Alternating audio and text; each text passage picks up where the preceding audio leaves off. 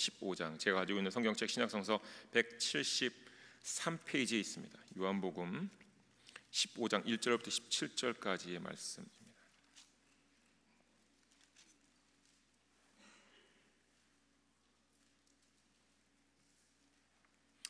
교독으로 말씀을 보고 마지막 구절은 합독하도록 하겠습니다. 제가 먼저 봉독하겠습니다.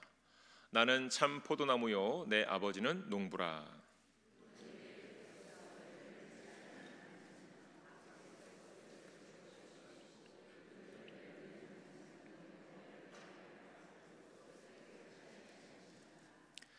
너희는 내가 일러준 말로 이미 깨끗하여졌으니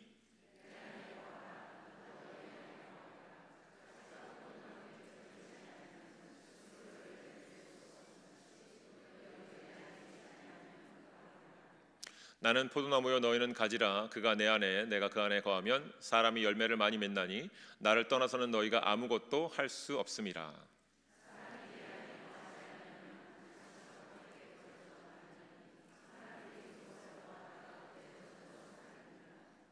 너희가 내 안에 거하고 내 말이 너희 안에 거하면 무엇이든지 원하는 대로 구하라. 그리하면 이루리라.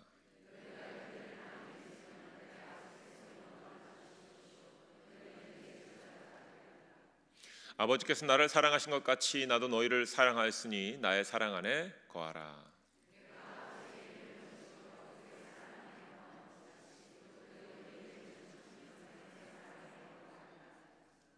내가 이것을 너희에게 이름은 내 기쁨이 너희 안에 있어 너희 기쁨을 충만하게 하려 함이라.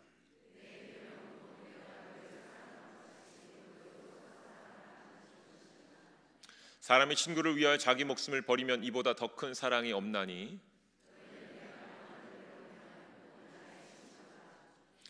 이제부터는 너희를 종이라 하지 아니하리니 종은 주인이 하는 것을 알지 못함이라. 너희는 친구라 하였노니 내가 내 아버지께 들은 것을 다 너희에게 알게 하였음이라.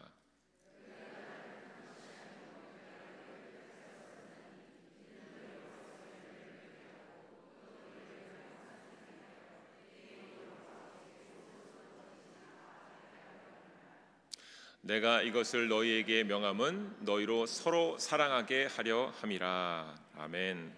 기도하겠습니다. 하나님 감사를 드립니다. 우리의 필요를 아시고 우리의 삶에 채우시고 입히시는 그 하나님의 도움과 인도하심에 감사를 드립니다. 우리가 때로 먹먹한 마음으로 세상에서 낙담하고 있을 때 하나님께서는 도움의 손길로 하나님의 자녀들의 위로와 격려로 우리가 혼자가 아님을 알게 하셨으니 감사를 드립니다. 하나님, 우리의 마음을 담아서 하나님 아버지께 예물을 드리오니 우리의 마음을 받으시고 우리에게 하늘의 기쁨을 더 깊이 알게 하여 주옵소서. 힘들어하고 갈등하는 모든 상황 속에서 하나님께서 보호하심을 우리로 알게 하시고 우리에게 하나님의 자녀된 권세가 있음을 온전히 고백하게 하시며 모든 어려움들을 담대히 이겨내게 하여 주옵소서. 하나님, 하나님의 말씀 앞에 찬양을 돌립니다. 우리에게 필요한 말씀을 주셔서 삶의 순간순간마다 말씀의 능력을 경험케 하실 것을 믿고 기대합니다. 오늘의 말씀으로 다시금 하나님의 손이 우리의 머리와 어깨 위에 있음을 알게 하시고 담대하고 용감하게 세상에서 하나님의 일하심을 증거하는 참된 도구가 되게 하여 주옵소서. 가족들을 돌보고 자녀들을 양육하는 데 필요한 모든 지혜와 명철을 주시고 세상에서는 빛과 소금으로서 이웃에게 사랑과 덕을 나누고 끼치는 우리 모두가 되게 하옵소서. 예수님의 이름으로 기도드립니다. 아멘. 네, 오늘 말씀을 통해서 제목을 이렇게 정했습니다. 내 안에 거하라입니다. 내 안에 거하라. 하나님께서 본교회 달랏중앙감리교회에 매주 한 가지씩 말씀을 주시고 계십니다. 저만 그렇게 느끼고 있는 건지는 모르겠습니다만 부활하신 예수님과 동행하는 삶의 모습이 무엇인지를 우리에게 매주 가르쳐 주시고 계시다고 저는 믿습니다. 그 믿음으로 말씀을 선포합니다. 여러분들 매일매일 평강이 있을지어다 라는 이 고백을 먼저 나에게 외치며 하루를 시작하고 하루를 마치고 계십니까? 네, 아멘. 정말 예수님이 십자가에서 나도 함께 죽었습니다를 되뇌고 계시길 주님의 이름으로 축원드립니다. 만약 우리가 이 삶에서 우리의 매일 일상 가운데 이와 같은 고백을 정말로 열심으로 전심을 다해 한다면 그 문장은 짧지만 마음을 다해서 이것을 한다면 많은 경우에 마음에 특별히 생기는 여러 가지 갈등들 또는 마음의 분주함 생긴 것들 이것들을 다 예방하실 수 있으셨을 겁니다. 분명 이겨내셨을 겁니다. 저는 개인적으로 목사로서 참 감사한 것이 있습니다. 무엇이 있는가 하면요, 연세가 있으신 어르신부터 나이가 어린 모든 학생들을 다 만날 수 있는 저에게는 특권이 주어져 있기 때문에 그렇습니다.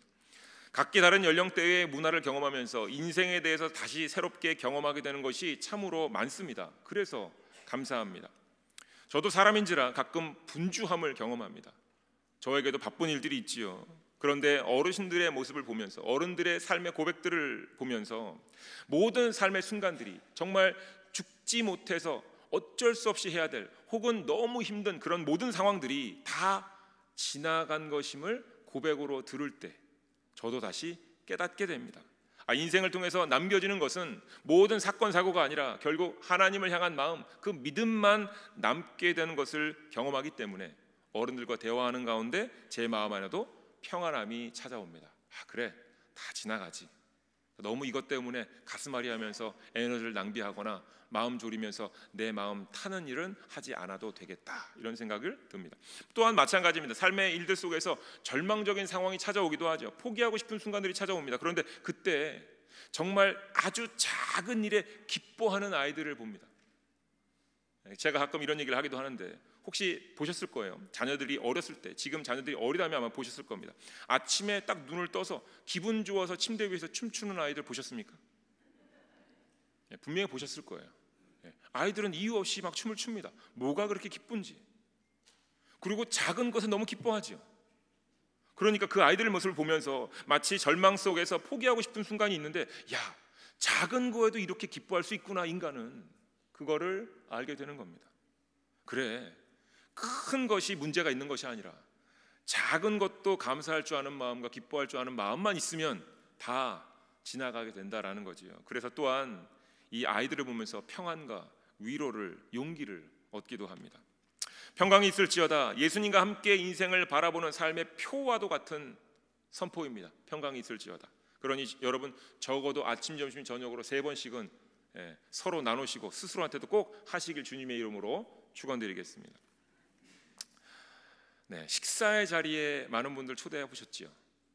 분명히 많이들 경험해 보셨을 겁니다. 친한 분들을 여러분들 친목을 위해서 여러분 가정으로 식당으로 초대 식사를 하시거나, 또한 내 속상한 마음을 조금 달래고자, 내 억울함을 함께 그냥 풀어내고자 이웃에게 하소연하기 위해서 함께 식사를 하기도 하고 친교를 하기도 합니다.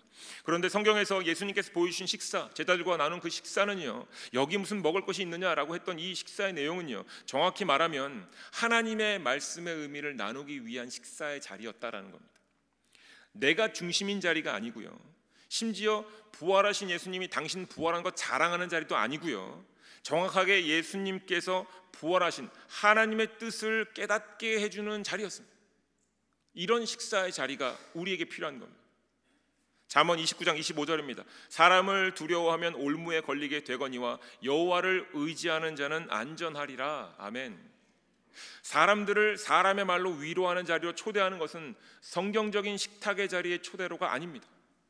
사람이 사람을 두려워하면, 이 두려워한다라는 의미는요, 서로 신경 쓴다라는 얘기입니다. 서로 집중한다는 얘기입니다. 사람이 사람을 신경 쓰고 사람을 집중하면 결국 사람의 올무에 빠질 수밖에 없습니다. 그래서 여호와 하나님만을 의지해라, 이렇게 말합니다. 만약 하나님의 뜻을 알릴 기회가 지금 내 자리에서, 삶의 자리에서, 식사의 자리에서 주어지지 않는다면 그때는 말을 아껴야 됩니다. 그래야 서로의 올무에 빠지지 않습니다. 예수님께서 우리 모두의 선한 목자이심을 우리가 지난주에 고백해 보았습니다. 예수님께서 우리의 선한 목자이십니까? 아멘. 자, 예수님께서 선한 목자는 어떤 목자라고 얘기하셨냐면 생명을 주는 목자라고 말씀하셨습니다. 그리고는 목숨을 주시는 이유는 목숨을 다시 찾으시겠다라는 겁니다. 내가 준 생명을 찾으시겠다라는 겁니다. 예수님의 생명으로 살아가는지 살아가지 않는지를 내가 한번 지켜보겠다, 이렇게 말씀하시는 겁니다. 우리가 예수 그리스도의 생명으로 살아간다면 분명히 매 순간마다 예수님의 음성을 듣게 될 것이고, 우리 안으로, 예수님의 우리 안으로, 하나님의 울타리 안으로 들어오게 될 것입니다. 하나님께서 보호하시는 그 울타리 안으로 예수님의 음성을 듣고 들어오게 될 것입니다. 우리가 예수님의 어린 양이라면 일상에서 길을 잃었을지라도, 세상에서 세상 사람들처럼 분주함 속에서 살아갈지라도 어느 순간에 예수님이 우리에게 그 길 아니야 하면 그 길에서 돌아서서 우리가 들리는 음성을 쫓아 하나님께서 지키고 보호하시는 울타리 안으로 들어올 수 있다라는 이야기입니다.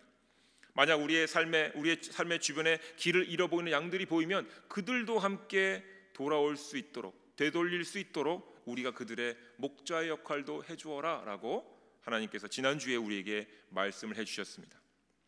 제가 요즘에 신천 권사 교육을 하고 있습니다. 목요일마다. 그래서 지난 목요일 날 권사 교육 때 이런 말씀을 드렸어요. 제가 목회를 하면서 전에 교회에서 목회를 하면서 가지고 있는 목회 철학이 한 가지 있는데, 그 교회를 섬기면서 하나님께 저에게 알게 하신 한 가지인데 이것을 함께 권사 교육 때 나누어 드렸습니다. 그것이 무엇인가 하면요, 한번 들어보시죠. 교회의 리더로서 어떤 종류의 문제든지, 특별히 감정적인 문제가 생겼을 시에 문제의 중심에 리더가 서 있다면, 그 문제를 리딩하고 있다면, 리더로서의 헌신에 하나님 앞에 헌신하는 것에 어려움이 있다고 판단하여 담임 목사와 면담 후 조치합니다. 이런 표현이 있습니다. 무슨 얘기인지 아시겠죠? 교회의 리더로서 어떤 종류의 문제든지, 특별히 감정적인 어떤 문제가 있을 때 그 문제의 중심에 리더가 서 있다면 하나님 앞에 헌신하고 이웃을 섬기는데 어려움이 생길 수 있을 가능성이 커졌으니 담임 목사와 상담 후에 이제 리더의 자리에서 내려오든지, 아니면 리더의 자리에서 잠시 휴식을 갖든지, 어떤 식으로든지 조치를 취한다라는 것이었고요. 이것이 전에 있던 교회에서 팔라시로 들어가 있었습니다. 제가 그런데 이와 같은 조치를 만든 것은요, 존 비비어 목사님의 책을 보면서 이 부분이 생각이 난 겁니다. 존 비비어 목사님의 순종이란 책에서 그 목사님이 이렇게 얘기를 하셨어요. 하나님의 자녀들에게는 주어지는 영적인 권세가 있다는 겁니다. 영적인 권위가 있다는 겁니다. Spiritual authority가 있는 겁니다. 그런데 이 권위가 하나님 말씀대로 사용되어지지 않을 때, 하나님의 말씀대로 온전히 이것이 지켜지지 않을 때 사탄 마귀가 그 권위를 갖고 있는 사람으로부터 뺏는 겁니다. Take over 하는 거예요. 그런데 단순하게 사탄 마귀에게 이 영적인 권위만 빼앗기면서 끝나는 게 아니라, 결국 내 권위가 빼앗기면 그 빼앗긴 권위로 사탄 마귀가 나를 공격하는 겁니다. 우리가 하나님의 자녀인데 하나님의 자녀된 권세를 우리가 빼앗기면 사탄 마귀는 빼앗긴 그 권세로 먼저 빼앗긴 사람을 공격하는 겁니다. 자, 이것이 큰 문제라는 겁니다. 따라서 영적인 권위를 얻은 사람들, 하나님의 자녀들은 그 권위를 지켜야 하는 것, 이것이 첫 번째 순종이다라고 말하는 겁니다. 그래서요, 우리의 삶의 가만히 모습들을 생각해 보시죠. 때로 우리가 힘들고 어려워서 부정적인 얘기들이 나누어질 수 있습니다. 우리 이웃들과. 그런데 부정적인 이야기가 나누어질 때, 하나님의 말씀, 성경적인 말씀이 아니라 우리 이웃의 힘들고 어려운 이야기들이 나누어질 때 그 이야기를 멈추어 세워야 하는 것이 영적인 리더들에게 있는 영적인 권세입니다. 하나님께서 원하시지 않는 것 같습니다. 마음은 충분히 이해하지만 그와 같은 내용들은 서로의 영혼을 상하게 하는 얘기니까 우리가 잠깐 기도의 제목으로만 삼고 잠깐 여기서 멈추시지요. 이렇게 이야기를 해야 되는 겁니다. 그런데 이와 같은 권위가 사용될 때에 아마 상대방은 이렇게 얘기할지도 몰라요. 너나 잘하세요. 또는 너만 깨끗합니까? 이런 얘기할 수 있습니다. 그런데 그 얘기를 들을 수 있어요. 그 얘기 때문에 속상할 수 있습니다. 그 얘기 때문에 그분과 관계가 어려워질 수도 있어요. 그런데 중요한 것은 이렇게 어려워진 관계나 상황은 오래가지 않습니다. 시간이 지나면 자연스럽게 해결이 됩니다. 하지만 만약에 이러한 영적인 권위를 사용해야 될 때 사용하지 않으면 어떤 일이 생기냐? 함께 듣고 나누었던 그 부정적인, 어려웠던, 힘들었던 얘기가 사방팔방으로 퍼져나갈 때 영적인 권위를 잃은 그 사람의 이름도 함께 그 이야기와 퍼져나갑니다. 내가 누구하고도 얘기했는데 그 사람도 내 얘기에 동의해. 그 이야기가 퍼져나갈 때 그 사람의 이름도 함께 따라다니는 겁니다. 결국 부정적인 이야기에, 가슴 아픈 이야기에 동조한 사람 중 한 명으로 기억에 남는 겁니다. 다시 말씀드리죠. 영적인 권세를 사용하지 않으면 공격을 받게 되어 있습니다.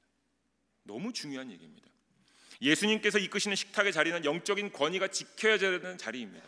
그러니까 사실 우리가 식사를 할 때에도 그 대화의 내용을 잘 들으면서 영적인 권위를 언제 사용해야 될지를 고민하셔야 됩니다.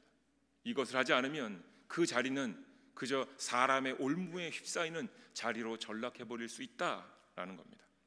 자, 여기 계신 분들은 하나님의 자녀들이십니까? 아멘. 그렇다면 이제 여러분에게 영적인 권세가, 영적인 권위가 있음을 잊지 마십시오. 그 권위를 사용하시길 주님의 이름으로 축원드립니다. 오늘의 본문에서 예수님께서는 나는 참 포도나무요 내 아버지는 내 아버지는 농부다 이렇게 말씀하셨습니다.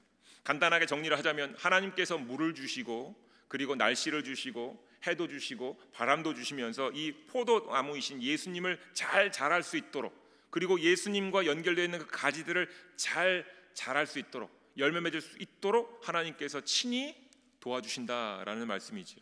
자, 2절 말씀을 보았더니요, 무릇 열매를 맺는 가지는 더 열매를 맺게 하려 하여 그것을 깨끗하게 하시느니라 라고 예수님께서 말씀하십니다. 자, 열매를 더 맺게 하려고 가지를 깨끗하게 하신다. 무엇입니까? 가지치기요, 가지치기. 조그맣게 나왔던 가지를 다 치면 제대로 한 가지에서 열매가 제대로 맺으니까 가지치기를 해주신다라는 얘기입니다. 이에 더해서 예수님께서 말씀하시는 겁니다. 3절에 내가 일러준 말로 이미 깨끗하여 졌으니. 무슨 얘기입니까? 이미 가지치기가 끝났다라는 얘기입니다. 예수님께서 우리를 위해서 이 땅에 오심으로 말미암아 우리들은 열매를 맺은 상태가 이미 되었다라는 겁니다. 이제 우리가 하는 건 열매를 맺기만 하면 되는 겁니다. 가지치기도 끝났어요. 예수님께 생명을 우리에게 주셨고 예수님의 생명을 받은 자들은 이미 깨끗하여진 상태, 이제 열매만 맺으라 라고 예수님께서 말씀하시는 겁니다.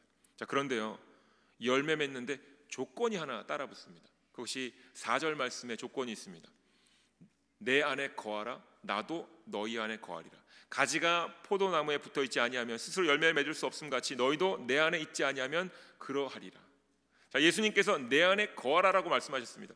예수님께서도 우리 안에 거하시겠다고 말씀하셨어요. 이미 우리는 어떤 상태입니까? 가지치기가 끝난 열매를 맺을 상태예요. 다시 말하면 깨끗해진 상태인데 예수님께서 우리에게 오셨기 때문에, 우리 안으로 오셨기 때문에 이미 우리가 깨끗해진 상태입니다. 그런데 예수님께서 말씀하시는 거예요. 내가 너희 안에 들어갔으니 이제 너희가 내 안으로 들어와라 이렇게 말씀하십니다. 그러면 열매를 제대로 맺을 수 있다 말합니다. 자, 영어로는 abide라는 단어입니다. abide이죠. abide in me, 내 안에 거하라. 그런데 이것이 헬라어 원문으로는 메노라는 단어입니다. 그런데 이 메노라는 단어는 그냥 stay with me 정도가 아니에요. 메노라는 단어는요, 거주하다, 거기에 살다라는 의미, 머물다, 체제하다, 출발하지 않은 상태, 계속해서 머물러 있는 상태, 죽지 않은 상태, 지속하고 있는 상태입니다. 다시 말하면 stay with me 정도가 아니라 예수님이 우리 안에 거하시니 이제 우리가 예수님 안에 거할 텐데 그러려면 예수님 안에 머물러서 벗어나지 않도록 발버둥 치라 이 얘기입니다. 예수님 안에 머물러서 출발하지 말란 얘기예요. 예수님 안에 머물러서 어떠한 유혹이 와도 절대로 그 자리를 떠나지 말란 얘기입니다. 그리고 끊임없이 그곳에서 살며 그곳에서 죽지 말고 지속하라 이 얘기입니다. 자, 이어서 7절 말씀하십니다. 너희가 내 안에 거하고 내 말이 너희 안에 거하면, 이 말씀이 힌트인데 무엇이든지 원하는 대로 구하라 그리하면 이루리라. 이 구절이 우리가 예수님 안에 있는 것을 정확하게 묘사해 줍니다. 우리가 그럼 예수님 안에 어떻게 들어가야 됩니까? 질문할 수 있겠죠. 그런데 예수님 안에 거하는 게 무엇이냐? 바로 예수님께서 주신 그 말씀을 붙드는 일이다 이렇게 얘기하는 겁니다. 어떠한 상황 속에서도 예수님 말씀을 꽉 붙들어서 내가 이 상황 가운데 이 말씀이 적용될 것 같으면, 내가 이 얘기를 하면 혹시 나한테 어려움이 생길까라는 생각이 들어도 내가 말씀에 의지해서 그 얘기를 해야 되는 겁니다. 영적인 권위를 드러내야 되는 겁니다. 그러면 우리가 열매를 맺을 수 있게 될 것이다. 그리고 구하는 대로 이루리라 라는 겁니다. 우리가 예수님 안에 머물고 계속해서 살면서 출발하지 않고 그 자리에 남아있는 모습으로 우리가 예수님께서 증거하신 하나님의 말씀을 꽉 붙들고 있으면 이것으로 이루어질 것이다. 이미 예수님께서는 우리에게 생명을 주셨지요. 예수님을 믿는 이들이 예수님께서 증거하신 말씀을 붙잡고 그 말씀에서 떠나지 않으려고 매달리고 그 말씀으로 살려고 애를 쓰면 열매는 반드시 맺어지게 될 것이다 이렇게 말씀하십니다. 무엇이든지 원하는 대로 구하라 말씀하십니다. 당연히 우리가 예수님의 말씀을 붙잡고 살아가고 있기 때문에 예수님 말씀에 의지해서 원하는 대로 구하겠지. 하나님 뜻대로 살기를 원합니다. 하나님 뜻대로 말하기를 원합니다. 하나님 뜻대로 행동하기를 원합니다. 정말 그렇게 말씀 붙들고 살아가고 있다면 그렇게 될 것이다 라는 겁니다. 이로써 열매가 맺고 열매를 맺은 이들은 예수님의 제자라는 소리를 증명을 얻게 된다라는 겁니다. 예수님께서 강조하시는 것은 나는 너희 안에 이미 있으니 이제 너희가 내 안으로 들어와야 된다 이렇게 말씀하시는 겁니다.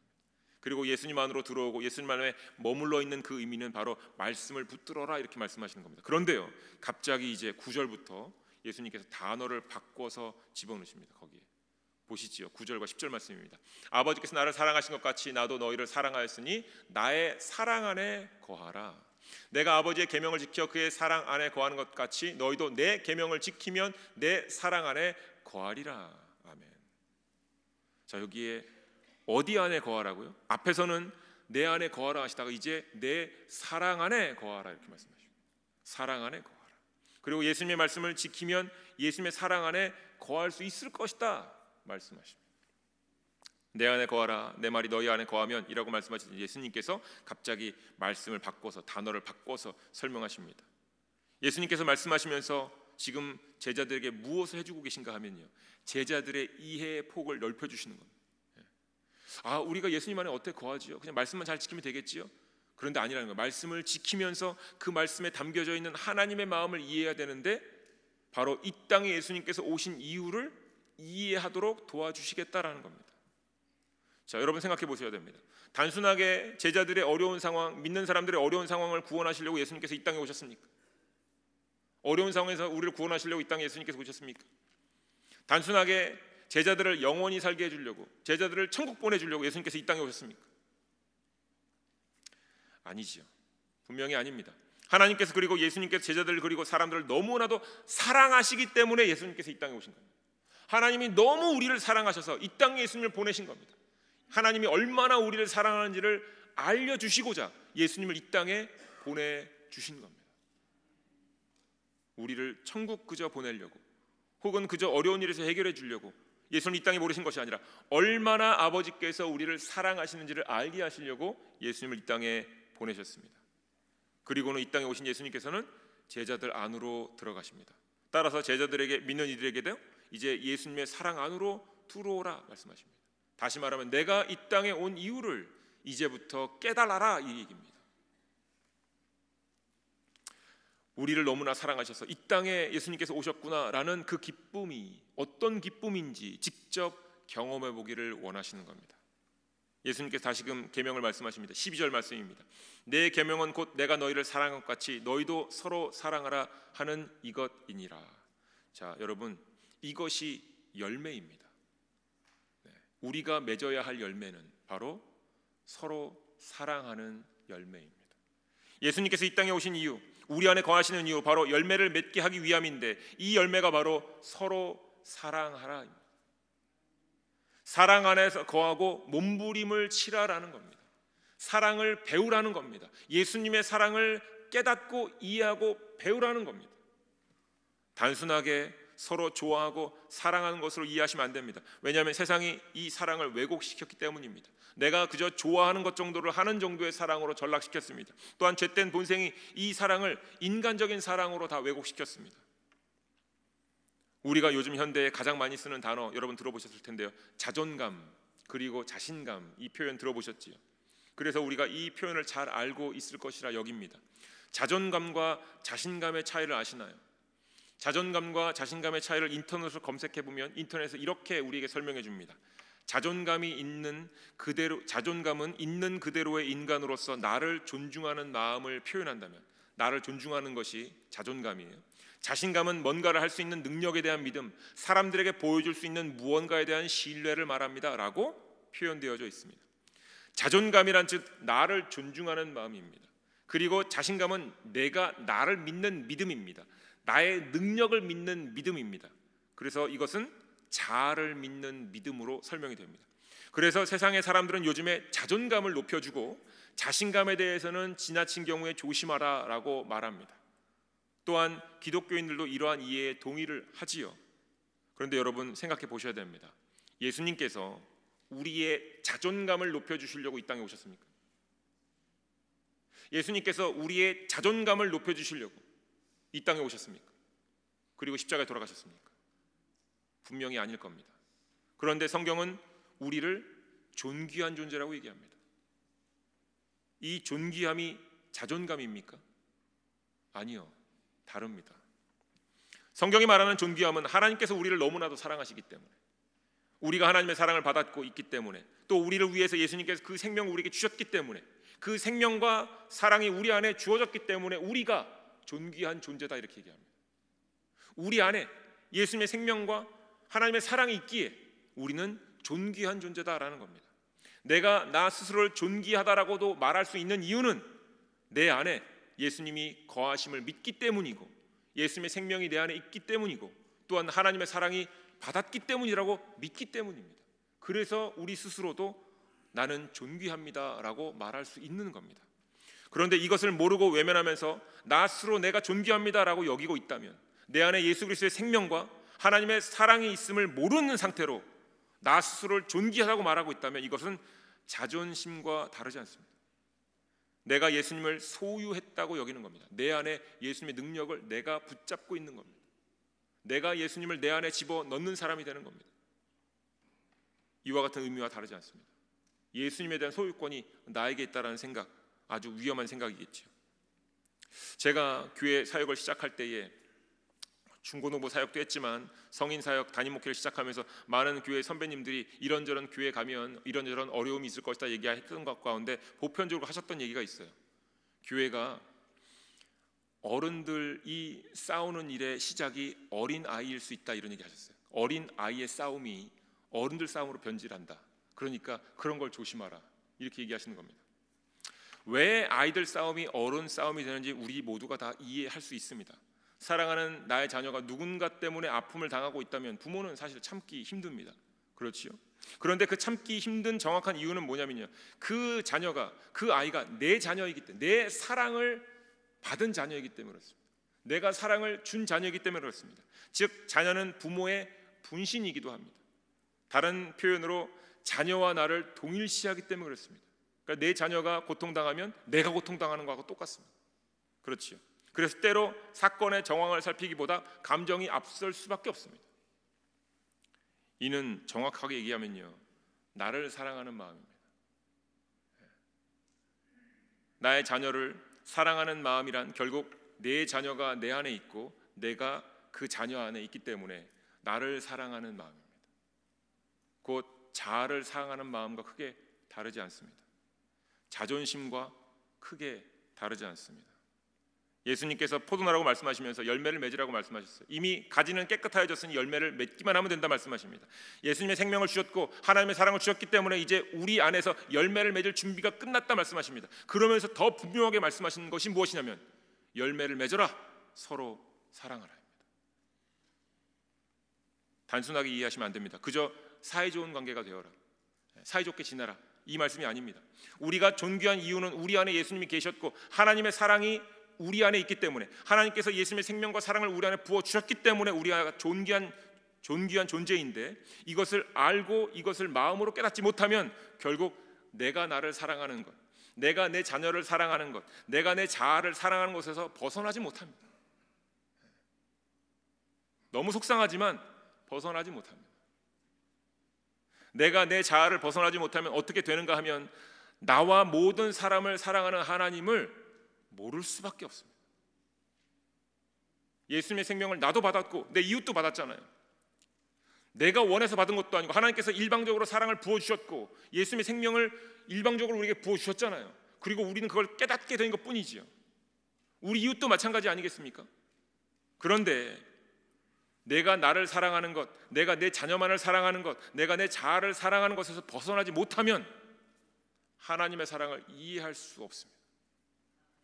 아니요 목사님, 저는 하나님의 사랑을 이해하는데요, 저는 하나님을 너무너무 사랑합니다 라고 말하고 싶을지 모르겠습니다. 그런데 말씀에 기록되어져 있지요. 요한복음 요한 1서 4장 7절부터 8절의 말씀, 너무나도 우리가 잘 아는 말씀입니다. 사랑하는 자들아 우리가 서로 사랑하자. 사랑은 하나님께 속한 것이니 사랑하는 자마다 하나님으로부터 나서 하나님을 알고 사랑하지 아니하는 자는 하나님을 알지 못하나 이는 하나님은 사랑이심이라. 아멘.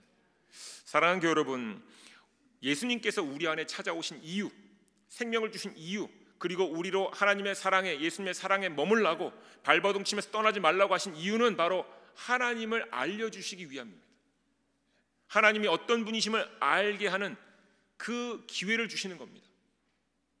나를 존귀히 여기시는 하나님으로부터 내가 존귀한 존재가 된 것임을 깨닫고 모두를 존귀하게 여기시는 하나님으로 우리 모두가 존귀한 존재임을 깨닫게 될 때에, 나뿐만 아니라 우리 이웃까지도 존귀한 존재임을 깨닫게 될 때 비로소 하나님을 제대로 알게 된다는 겁니다.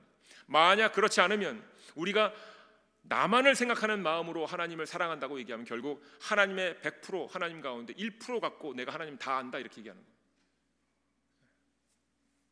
하나님이 사랑이시기 때문에 이 사랑은 왜곡도 없고 차별도 없고 이 사랑은 우리에게 기쁨을 주는 사랑이기 때문에 우리가 제대로 사랑할 때에 비로소 참된 열매 무엇입니까? 어떤 기쁨입니까? 바로 하나님을 아는 기쁨과 하나님을 아는 즐거움이 우리 안에서 생겨난다라는 겁니다. 따라서 이러한 하나님의 사랑 예수님의 안에서 거하라고 이로써 열매를 맺어야 하는데 이 열매가 바로 서로 사랑하는 것입니다. 그리고 이 열매를 맺는 이가 비로소 하나님의 사랑을 깨닫고 기쁨을 누리는 자가 된다라고 말씀하시는 겁니다. 자, 여러분, 우리가 믿는 것은요, 지금 예수님은 이미 우리 안에 들어오셨습니다. 생명을 주셨어요. 우리는 예수님의 생명으로 살아갑니다. 예수님이 우리 안에 이미 오셨습니다. 그런데 이제 예수님께서 우리한테 물어보시는 겁니다. 너희는 지금 내 안에 있느냐? 물어보시는 겁니다. 너희는 지금 내 안에 있느냐? 내 사랑 안에, 예수님의 사랑 안에 거하고 있느냐? 물어보는 겁니다. 아니면 아직도 나는 너희 안에 있는데 너는 스스로 너만 사랑하고 있는 것이냐? 네 자녀만 사랑하고 있는 것이냐? 네가 좋아하는 사람만 사랑하고 있는 것이냐? 물어보시는 겁니다. 너희가 내 안에 들어왔으면 하나님의 사랑이 무엇인지를 알아 서로 사랑하게 될 것이다 말씀하시는 겁니다. 예수님께서 우리에게 물으십니다. 내 안에 거하라, 서로 사랑하라, 이로써 열매를 맺으라. 그러면 아버지의 사랑을 깨닫고 참된 기쁨이 무엇인지 알게 될 것이다 말씀하십니다. 사랑하는 교회 여러분, 우리가 너무나도 얻고 싶어하는 성령의 열매들이 있지요. 성령의 열매들 중에 어떤 것이 있습니까? 양선, 희락, 화평, 절제, 온유 있지요.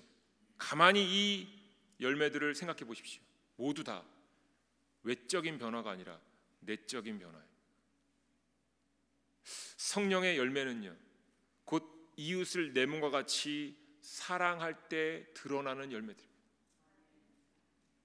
나를 절제할 때 이웃을 사랑할 수 있게 되고요, 내가 온유한 마음으로 예수님과 같은 마음을 품을 때 이웃을 더 사랑할 수 있게 되고요, 이웃을 사랑하려고 아둥바둥 하다가 내 안에 다른 성령의 열매들이 얻어지게 되는 겁니다. 사랑하는 교회 여러분, 이 성령의 열매를 얻고 싶으십니까? 그러면 이제부터 이웃을 사랑하는데 목숨을 거셔야 됩니다. 그러면 성령의 열매들은 자연스럽게 맺어지게 됩니다. 왜냐하면 예수님께서 말씀하셨죠. 내가 너희 안에 있다. 이미 너희의 가지는 깨끗해졌다. 이제 너희가 내 안으로만 들어오면 된다. 내 사랑 안에 머물러라. 그리고 서로 사랑하라. 그러면 열매는 우리가 생각한 것보다 훨씬 더 많이 얻어지게 될 것이다 말씀하시는 겁니다. 오늘의 본 말씀을 통해서 우리 모두 사랑의 열매를 맺으시길 주님의 이름으로 축원드립니다. 하나님의 사랑을 제대로 알아가시길 주님의 이름으로 축원드립니다. 이웃을 내 몸과 같이 사랑하기 위해 전심을 다하시며 하나님께서 우리에게 주시고자 하는 이 열매들을 다 얻어내시길 주님의 이름으로 축원드립니다. 기도하겠습니다.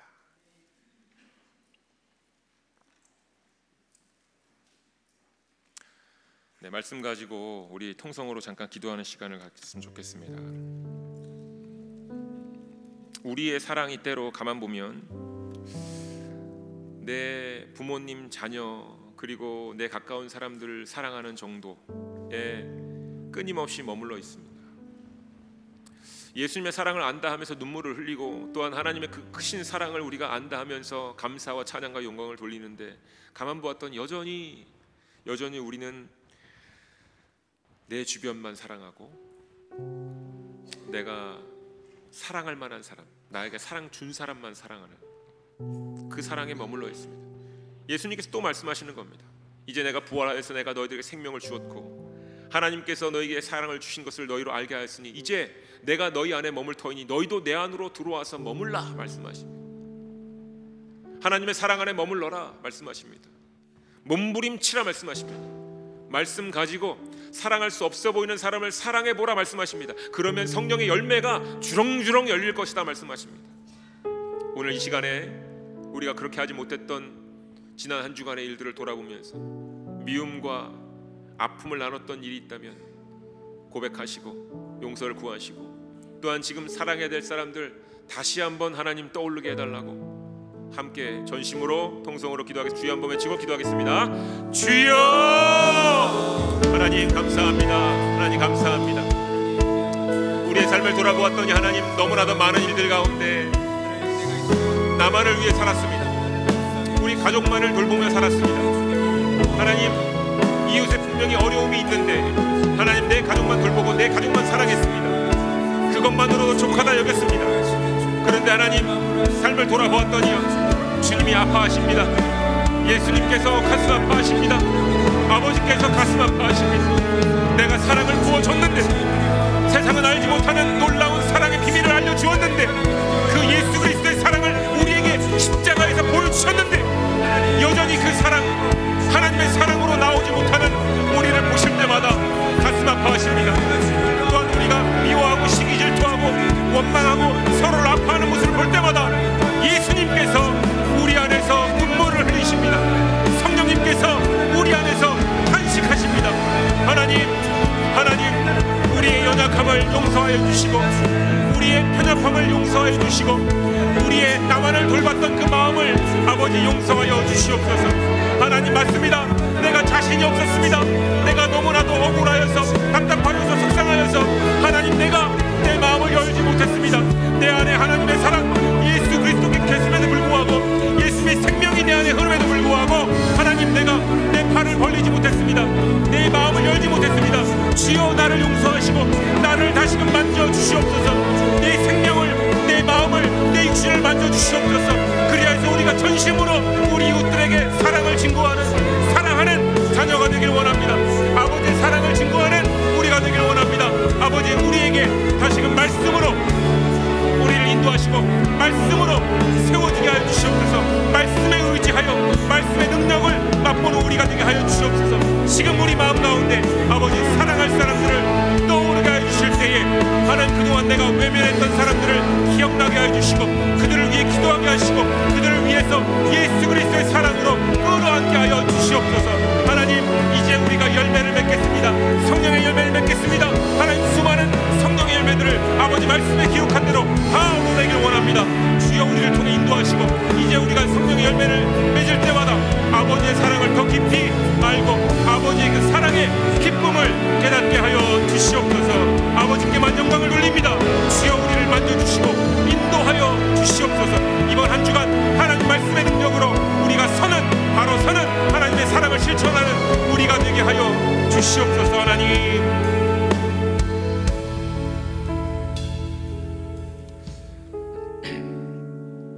감사합니다. 하나님 감사합니다.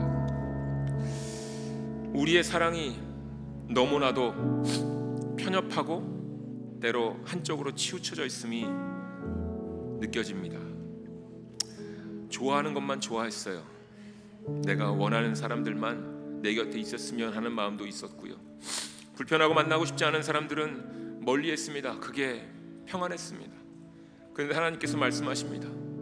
그들을 위해서 누가 갈고 내가 그들에게 나의 자녀를 구원하기 위해 보내야 하는데 누가 갈고 하나님 내가 여기 있습니다. 이제 말하고 나아가는 우리가 되게 하여 주시옵소서. 주여 내가 예수님의 생명을 받았고 하나님의 사랑을 받았으니 이제 주 안에 거하겠습니다. 주의 사랑 안에 거하겠습니다. 하나님 말씀 따라 사랑하겠습니다. 사랑하겠습니다. 그때에 하나님 우리가 그렇게 원하던 성령의 열매들을 다 얻게 하여 주시옵소서. 하나님 절제의 열매를 얻기를 원합니다. 하나님 온유의 열매도 얻기를 원합니다. 하나님 양선과 희락, 화평의 하나님 열매를 얻기를 원합니다. 우리가 전심으로 사랑할 때 이 모든 열매들을 얻게 하여 주시옵소서. 그때의 하나님의 사랑이 얼마나 큰지, 얼마나 깊은지, 또한 얼마나 감사한지 더 깊이 깨닫게 될 것입니다. 하나님 우리가 소망 가지고 이제 한 주간 사랑하기 위해서 나아가겠습니다. 말씀으로 씨름하며 이제 사랑하기 나아갑니다. 하나님 우리를 지키시고 보호하시옵소서. 다시금 이 땅에 오신 예수님, 그 예수님을 다시금 온전히 바라보게 하시니 감사합니다. 이제 하나님 말씀 붙들며 예수님 안에 거하며 열매 맺으라 하신 그 말씀 따라 열매를 맺을 것이오니 이제 자아를 내려놓고 온전한 하나님의 사랑으로만 살아가는 우리 모두가 되게 하여 주시옵소서. 매 순간 우리 자아와 싸우는 우리 모두가 되게 하여 주시옵소서. 하나님 말씀 가지고 싸워가는 우리 모두가 되게 하여 주시옵소서. 하나님께만 영광 돌리고 하나님께만 의뢰하며 하나님 앞으로만 나아가는 우리가 되게 하여 주시옵소서. 이로써 세상의 그 어떤 올무에도 걸리지 않으며 온전히 하늘나라를 위해서만 살아가는 우리 백성들 되게 하여 주시옵소서. 모든 걸 주님께 맡겨드립니다. 예수님의 이름으로 기도드립니다. 아멘. 우리 다 함께 일어나실 때 마지막 찬송을 주님 앞에 올려드리도록 하겠습니다.